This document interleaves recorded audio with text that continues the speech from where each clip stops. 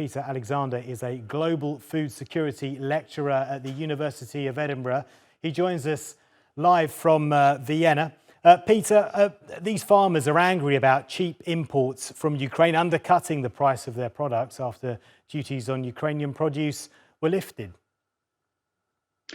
Yes, I mean, there's a lot of dissatisfaction in the farming community, both because of higher input prices, as you were just highlighting, and also changes in the subsidy and the regulatory environment in which they're working, and as well as kind of changes in the kind of global imports, should I say, of sort of competitor commodities.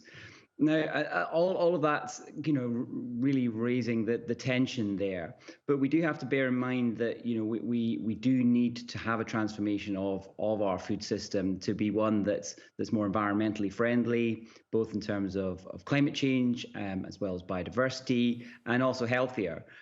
So that there is a necessity for change in this system, and agriculture is a relatively small part of the European economy, and while it's very important, we do need to think about how we can incentivize and how we can encourage the farming community and the farming sort of lobbying groups to sort of get on board in terms of some of the transformation that's required.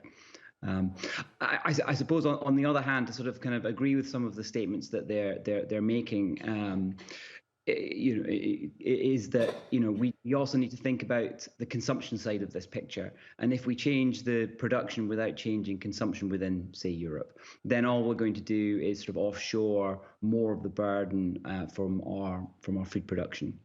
So do you think, it sounds like you empathise then with the farmers, and you think that maybe their policies, that the policies that are being implemented in each country could be fairer? I can see where they're coming from. I mean, they feel threatened. They feel that their livelihoods and their culture, if you like, are in jeopardy. So I can understand from that perspective why they are up in arms. I also think the point they're making about if we in Europe impose tighter regulations and then we offshore our food production, that is actually going to be not achieving anything, or it could even be detrimental. That's all true. But it's also true to say that we need our agricultural production system within Europe to transform, to be more environmentally sensitive.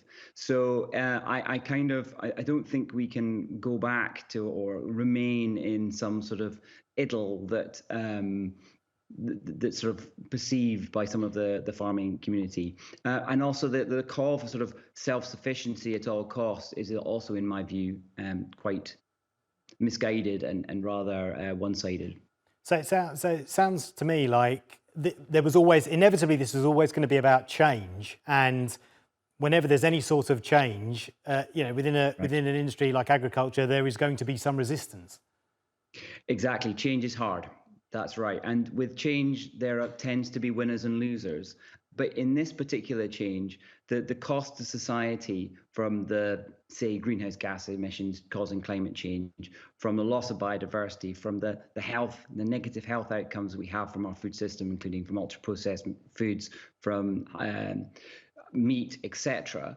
The cost to society for that dysfunctional food system is much greater than the sort of solving those things would be much bigger benefit than the cost to some of the loss to some of the farming community.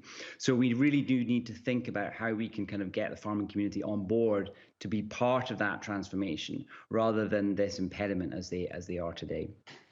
Peter, really good to see you. Thank you. Peter Alexander from the University of Edinburgh joining us live from Vienna.